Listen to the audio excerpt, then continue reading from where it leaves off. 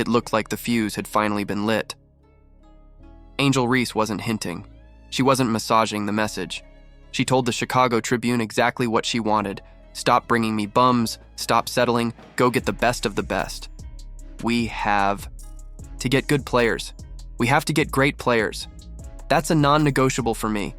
We can't settle for what we have this year. It sounded less like a franchise pillar and more like a wrecking ball aimed at her own locker room. And the fallout was immediate. Word spread that the comments infuriated teammates, that a sit-down had to be organized just to address the blast radius. Damage control, not leadership. The sharpest cut landed on Courtney Vandersloot. Injured, yes, but a decorated, respected floor general with championship pedigree. Reese brushed her aside as too old to be the answer, pushing for someone a little younger with some experience. For veterans around the league, that stung.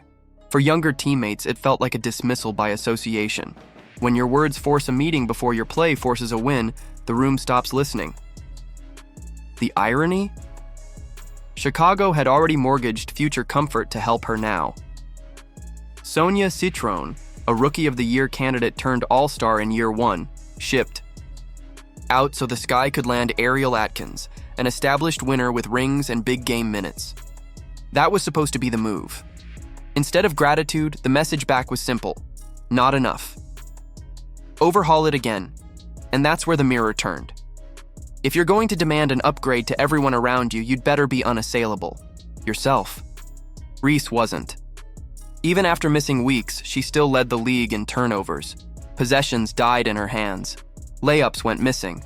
Composure cracked. The technicals piled up until the 8th one triggered a suspension. Right before a marquee showdown with Indiana. Not an injury, not rest, a choice and a whistle. She took Aaliyah Edwards across the head on a rebound. The refs saw enough, and the league did the rest. The timing said everything. You can't talk about raising standards while taking yourself off the floor on the season's tightrope. Worse, the Sky often looked cleaner without her. The ball moved. The defense tightened. Effort felt lighter, not heavier. A franchise player is supposed to lift the ceiling. Chicago seemed to lift only when she sat. That isn't an accident, that's fit. That's discipline. That's the difference between a centerpiece and a construction project. Meanwhile, miles away and miles apart, Caitlin Clark chose the opposite path. She's been under the brightest, harshest light this league has thrown at a young player. Every possession dissected, every misstep magnified, and she handled it with patience and professionalism. Injured? She still traveled, sat in street clothes, rose off the bench for huddles and high fives, praised opponents, including Reese, instead of pouring gasoline on manufactured rivalries. On the floor, she didn't just score, she reorganized.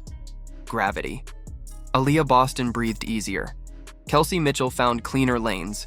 Lexi Hull and Sophie Cunningham thrived in space. 9-assist nights became ordinary. The unit worked better because she made it work. That's what leadership sounds like when the mic is off. It shows up in walkthroughs and eye contact and the 5th pass of a possession. It shows up when a head coach says they ran out of time, with Clark's groin, and chooses her long-term health over a short-term push, and the player buys in instead of boiling over. Indiana's message hardened months ago. Every game is a playoff game, and the locker room matched it.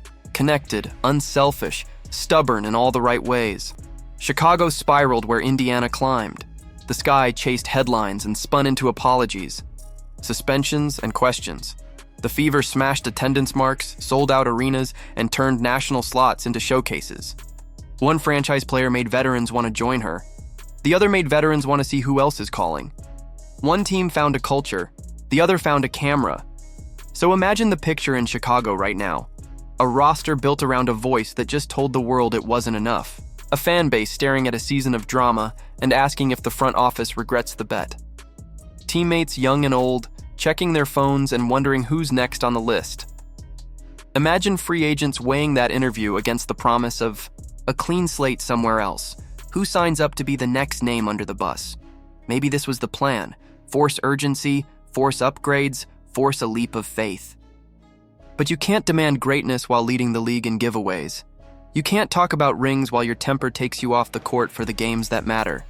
You can't be the standard while asking for a different room to live up to it. not yet. Indiana didn't need speeches to make their case. They made it with movement, with defense, with Clark's professionalism stitched into everything, even when she never checked in. Chicago had a mouthful of matches. Indiana had a blueprint. So where are you on this? Team Clark, the baby goat with the game and the gravity, or Team Reese, the baby giraffe still learning how to stand without stumbling? Drop your take below. If you're riding with accountability, with culture, with basketball that makes everyone better, say it. Like the video, subscribe, and turn on all notifications so you never miss what's next. Click the next breakdown on your screen. We'll be there when the lights hit and the truth does too.